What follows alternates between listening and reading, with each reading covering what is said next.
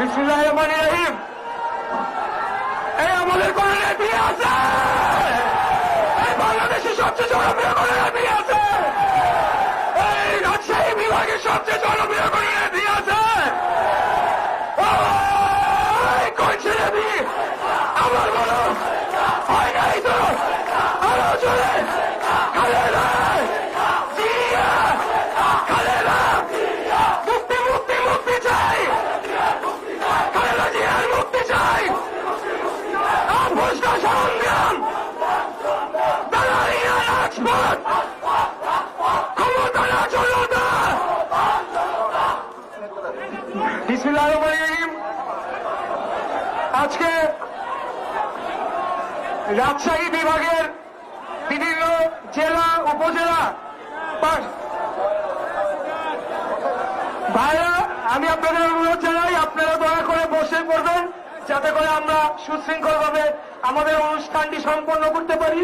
আপনারা দয়া করে বসে পড়বেন। ভাইরা, আজকে আপনারা জানেন যে আমরা 6টি বিভাগীয় শহরের মেয়র ধানের শীষের মেয়র প্রার্থীদেরকে সমন্বিত করে আমাদের দলের ভারপ্রাপ্ত চেয়ারম্যান জনাব তারেক রহমান আমাদেরকে কর্মসূচি দিয়েছে। আমরা সকলেই নির্বাচনের নামে যে তামাশা হয় সেখানে আমরা অংশগ্রহণ করেছি এবং আমরা গত 2018 সালে আপনারা দেখেছেন জাতীয় নির্বাচনের নামে বাংলাদেশে কি হয়েছে। আমরা আপনাদের কাছে এই মুক্তিযুদ্ধের 50 বছর পরে আপনাদের কাছে আমাদের আসতে হচ্ছে আন্দোলন সংগ্রামের বার্তা নিয়ে।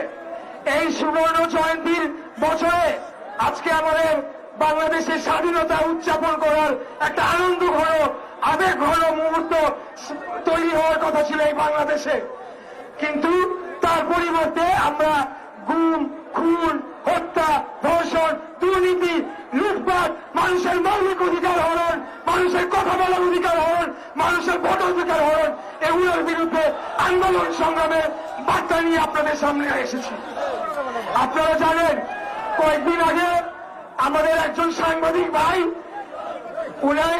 তাকে অন্যায়ভাবে কারারুদ্ধ করা হয়েছিল একটি কালো আইন, ডিজিটাল সিকিউরিটি অ্যাক্টের নামে যে একটি কালো আইন করেছিল এই বর্তমান সরকার, সেই আইনে তাকে 9 মাস আগে কারারুদ্ধ করা হয় এবং বিনা জামিনের বিনা চিকিৎসায় যে জামিন তার প্রাপ্য তাকে ওই কারাগারে বিনা চিকিৎসায় মৃত্যুবরণ করতে হয়।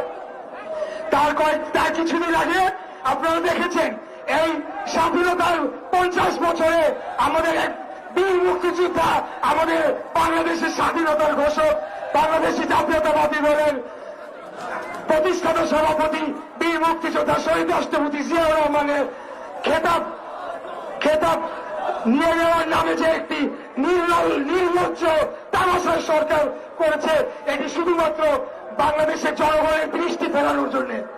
ভাইরা, আপনারা জানেন যে আজকে বাংলাদেশে কোন রাজনৈতিক নেতৃত্ব সরকারের ক্ষমতায় নাই।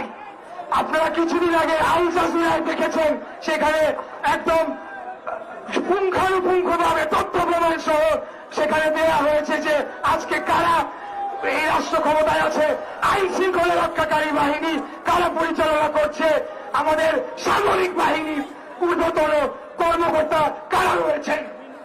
আমি আইন শৃঙ্খলা রক্ষাকারী বাহিনীদের প্রতি বলতে চাই, আপনারা যে বাধা প্রতিবন্ধকতা সৃষ্টি করেছেন, আপনারা যখন এই পোশাকটি গায়ে দিয়েছেন, আপনারা যখন জনগণের ট্যাক্সের টাকার পোশাক গায়ে দিয়েছেন, আপনারা জনগণের চাকর, আপনারা জনগণের সেবক, কিন্তু আপনারা আজকে একটা দলীয় ক্যাডারের ভূমিকা অবতীর্ণ হয়েছেন, একটি মাফিয়া সরকারের দলীয় পেটোয়া বাহিনীর ভূমিকায় আপনারা অবতীর্ণ হয়েছেন। আমি আপনাদের বলতে চাই, আপনারাও এই দেশের নাগরিক, আমরা সকলে এই দেশের নাগরিক। 1971 সালে মহান মুক্তিযুদ্ধের মাধ্যমে একটি স্বাধীন বাংলাদেশ প্রতিষ্ঠা করা হয়েছিল, যেখানে ক্ষমতা থাকবে জনগণের হাতে।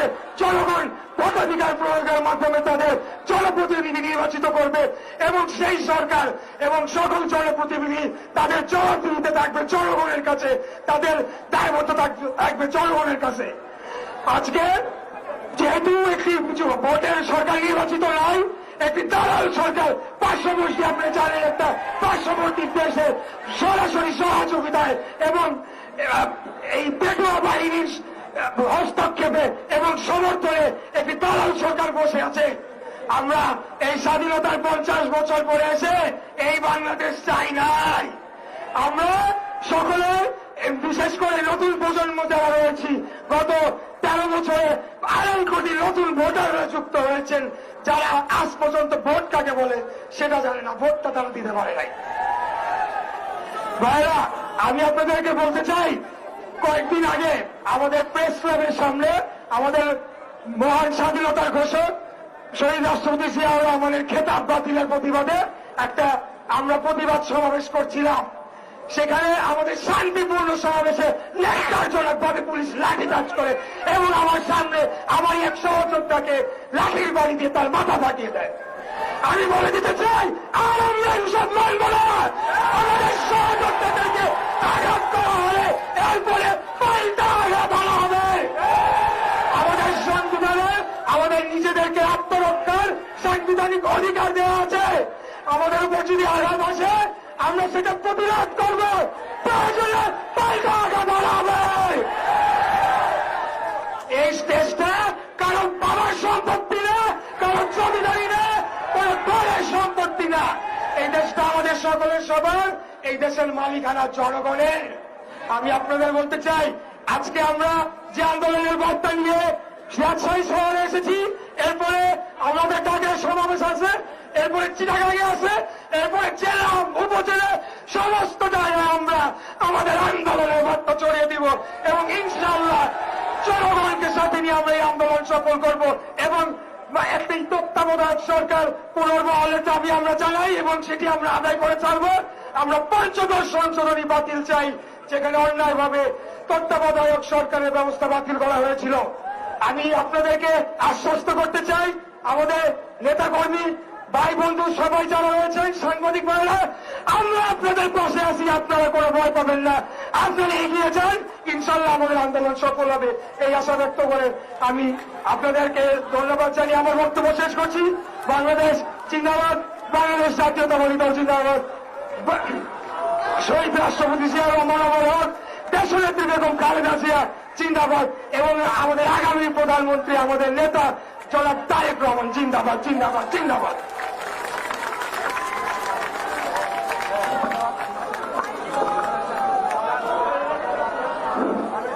এখন আপনাদের সামনে বক্তব্য নিয়ে আসছেন ঢাকা উত্তর সিটি কর্পোরেশনে পার্টির চেয়ারপারসন, সাবেক 3 বারের প্রধানমন্ত্রী দেশ নেত্রী বেগম খালেদা জিয়া এবং অ্যাক্টিং চেয়ারম্যান বাংলাদেশের তরুণ সমাজের অহংকার দেশ নায়ক তারেক রহমান, যার উপর আস্থা রেখে দক্ষিণ সিটি কর্পোরেশনের মেয়র পদপ্রার্থী হিসাবে দুইবার মনোনয়ন দিয়েছিলেন, যার সুযোগ্য পিতা আমাদের পার্টির ভাইস চেয়ারম্যান আব্দুল আওয়াল মিন্টুর সুযোগ্য সন্তান, বিশিষ্ট ক্রীড়া সংগঠক, জাতীয়তাবাদী দল জাতীয় নির্বাহী কমিটির অন্যতম সদস্য জননেতা তাবিদ আওয়াল এখন আপনাদের সামনে বক্তব্য রাখছেন। জনতার মেয়র তাবিদ আওয়াল এখন আপনাদের সামনে বক্তব্য রাখছেন।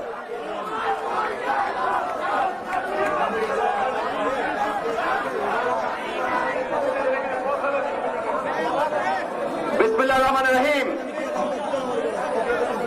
উপস্থিত আমার প্রাণ প্রিয় সংগ্রামী ভাই বোনেরা, রাজশাহী অত্র এলাকাবাসী, উপস্থিত মঞ্চে সকল বিএনপি এবং সংঘ দলের নেতা নেত্রীগণ, বিশেষ করে আজকের বিশেষ অতিথি বা মাহমুদ টুকু, আসসালামু আলাইকুম। আপনারা হয়তো বিশ্বাস করতে পারবেন না, আমিও বিষয়টা পাচ্ছি না, যে আমি রাজশাহীকে এবং রাজশাহীর প্রত্যেকটা জনগণকে কতটুকু ভালোবাসি।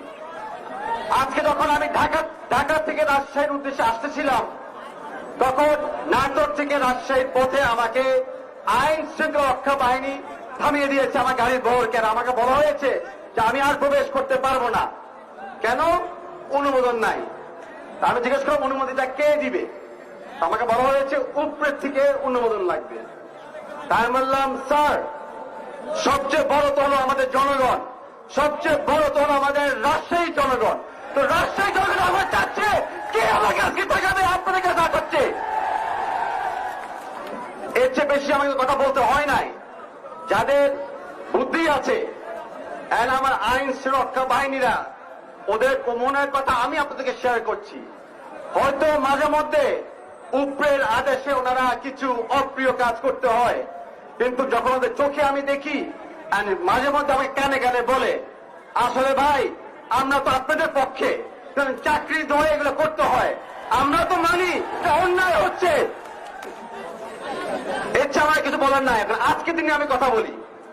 আজকে খুবই একটা হাস্যকর দিন, গুরুত্বপূর্ণ দিন বটে আজকে সমাবেশের জন্য, বা হাস্যকর দিন। ঢাকায় কি হচ্ছে জানেন? ঢাকায় আমাদের নির্বাচন কমিশন আজকে জাতীয় ভোটার দিবস পালন করছে, যেখানে ভোটই হয় না, ভোটার নাই, ভোট দিতে পারে না। তো জাতীয় ভোটার দিবস কোথেকে এসেছে? তারাই দিবস পালন করে, তারাই ভোটার, তারাই একটা লেখে একটা মাফিয়ারে একটা গতিতে বসায় দেয়। এটা হলো আজকে আমাদের খালি রাজশাহী না, বাংলাদেশের চিত্র। আবার যখন আমরা বেশি কথা বলতে যাই, যখন আমরা আমাদের বাক স্বাধীনতা যে ফেরত চাই, সেটাকে দমিয়ে রাখার জন্য শুরু করলো কি? ডিজিটাল নিরাপত্তা আইন, ডিজিটাল সিকিউরিটি অ্যাক্ট। কিছুদিন আগে আমাদের মোস্তাক ভাই ডিজিটাল সিকিউরিটি অ্যাক্টের কারণে কিন্তু কারাগারে মারা গিয়েছে। তার জন্য প্রতিবাদ করার জন্য তারই সহকর্মী খুলনাতে যখন প্রতিবাদ করেছে, তার বিপক্ষে একটা ডিজিটাল সিকিউরিটি মামলা করে দিয়েছে। ডিজিটাল সিকিউরিটি অ্যাক্ট, আমরা সবসময় বলেছি যে আজকে যে মার্চ মাস 50 বছর বাংলাদেশের স্বাধীনতার মাস আমরা পালন করতে যাচ্ছি, এই মুক্তিযুদ্ধের চেতনার বিপক্ষে হলো ডিজিটাল সিকিউরিটি আইন। আমরা খালি দাবি করব না, আমরা এখন প্রস্তুতি নিব, প্রতিশ্রুতি দিব যে এই আইনটাকে অবশ্যই আমরা বাতিল করে ছাড়বো, একসাথে ছাড়বো, সকলে আমরা মিলে ছাড়বো। এই আইনটা অবশ্যই বাতিল করতে হবে। আজকে যে কারণে আমরা সব এক হয়েছি, আপনি দেখছেন আমরা 6 জন যারা মেয়র প্রার্থী ছিলাম, আমরা যেই শহরে আমাদের পা দিই, সেই বিভাগে বাস বন্ধ হয়ে যায়, সেই বিভাগে ট্রেন বন্ধ হয়ে যায়, সেই বিভাগে হোটেল, রেস্টুরেন্ট, বসার জায়গা বন্ধ হয়ে যায়। এত ভয় আমাদেরকে কেন পাচ্ছেন? কারণ জনগণ আমাদের পক্ষে দেখে এত ভয় কেন পাচ্ছেন? যে কোনো দিন জনগণ আপনাদেরকে সরিয়ে দিবে দেখে, সেই দিন আর দূরে নয়। আমি আপনাদেরকে আহ্বান জানাচ্ছি, জনতাকে আহ্বান জানাচ্ছি, আমরা যে গতিতে এগিয়ে যাচ্ছি আর বেশি দিন নয়। যে ভয়টা পাচ্ছে, সেই ভয়ে আজকে সরকার পালাবে। সেই ভয়ের বিপক্ষে আমরা যেন কখনো পিছনে না নামি, আমরা এগিয়ে যেতে হবে। আর আমাদের দেশ, আমাদের জনতার ক্ষমতা, আমাদের আসল সংবিধান আমাদের আবার ফিরিয়ে আনতে হবে। এই আশা ব্যক্ত করে সবাইকে বলছি, এক থাকুন, ঐক্য থাকুন। তারেক রহমান জিন্দাবাদ, দেশের নেত্রী খালেদা জিয়া জিন্দাবাদ, শহীদ রাষ্ট্রপতি জিন্দাবাদ, অমর হোক।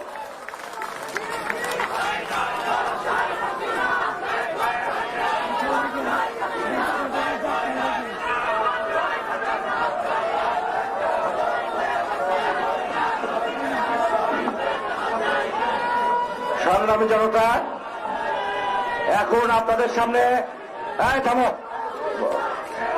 বক্তব্য নিয়ে আসছেন বীর চট্টলার কৃতি সন্তান